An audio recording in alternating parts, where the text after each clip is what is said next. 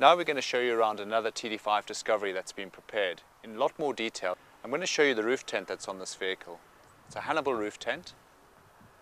It's a design that's actually in a clamshell with a secure fiberglass shell which pops up and gives you the tent to climb in. There are a lot of advantages to this tent, and the one is that it actually gives you a very quick access to your tent. Everything can be left in the tent, and you'll find that one of the small disadvantages if you're going on a long trip is that you're not going to have all the space on the roof rack that you might need. The side awning fitted to this vehicle is actually made by Fiamma. They're well known for good quality product, and it is one awning that I know you can put up by yourself with little or no problems. It's secured, it comes out on two arms that fold out, the legs drop down, and you can actually get four sides to enclose it into a complete room that you can live out of. We've taken the same hexagrip board and we bonded it to each of the windows. You've got a light, your axe, a little saw, a fire extinguisher, a mirror, and two fold down tables, again which drop down, giving you space to cook and prepare food. So in the back of this vehicle we've got a drawer system that gives you access to all the bits and pieces you need while you're cooking. Easy to get it in and out. These boxes here in the front can easily be lifted out, and they give you more space that you can use while you're preparing food.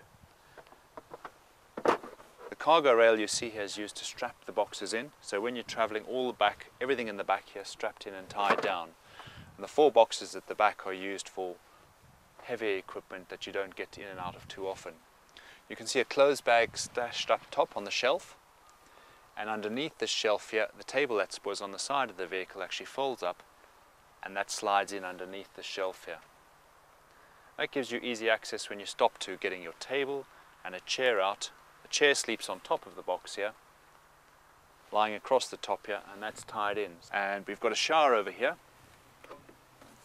This has got a pump which is pumped from the tank underneath behind the rear seats. Behind the driver and passenger seat we've got a floor tank, and this pump draws water out on a trigger operated system with a switch back there. Strapped in behind here you actually see a dual fuel Coleman stove. A lot of people like the dual fuel stove. Below the cooker box there you've got a lift off panel which comes off very easily, giving you access to more equipment that you've stored underneath there. You probably don't need it too often, but when you do you can access it. And equally on this side, the drawer, next to the drawer there's actually another compartment next to this drawer. This has a lid underneath the top shelf. And the two boxes we've got here, we've actually got a second stove, and this is actually a small gas stove which uses the screw-in cartridges. The stove's in one box and a few spare cartridges in another, just to protect them. We've actually got a Nature Pure water purifier. That's again, the pump supplies the water from the tank, pumps it from the tank through the purifier and to the tap here. This is an on-demand tap, so you turn it on and it'll give you water as you need. You can fold the spout out the way, keep it protected. So you can now see the other side of the water tank with the feed for the shower. The cables coming through feed the bottom box which has got the auxiliary battery, and this is a Odyssey Battery, 100 amp hour deep cycle battery, and that feeds through to the whole power box on the back, giving all the auxiliary electrics. And what we've done here is we put a fuse box in here. We've got our earth block, we've got our relays, and that is one place you can go to for all the auxiliary electrics around the vehicle. Anything wired to the vehicle for anything auxiliary, like lights, work lights, strip lights, LED lights, they're all coming out of here. Power for the fridge, power for the inverter. The inverter is wired up to an ignition relay, which means when you turn the car off, the inverter will automatically turn itself off. It's got a strip plug here where you can plug all your components you need to charge, laptops and cameras. And what you can see is the bulkhead here, torch, wheel spanner, chocks to level the car off. So valuable space again has been used. So what you can see now is the safe that's been carpeted over and not really there to stand out, more hidden as best as possible. But you can still stand here covering the door and access your safe to get money that you need. The bag you can see on top has actually got camera equipment in. Now while you're driving and you want to stop and take photographs, it's very easy to lean back between the seats, reach into the bag, get your camera equipment out, take your photographs, put it back in the bag and carry on driving. So again, we've given a specific place for the camera equipment. What we've got down here is the dual battery management system monitor.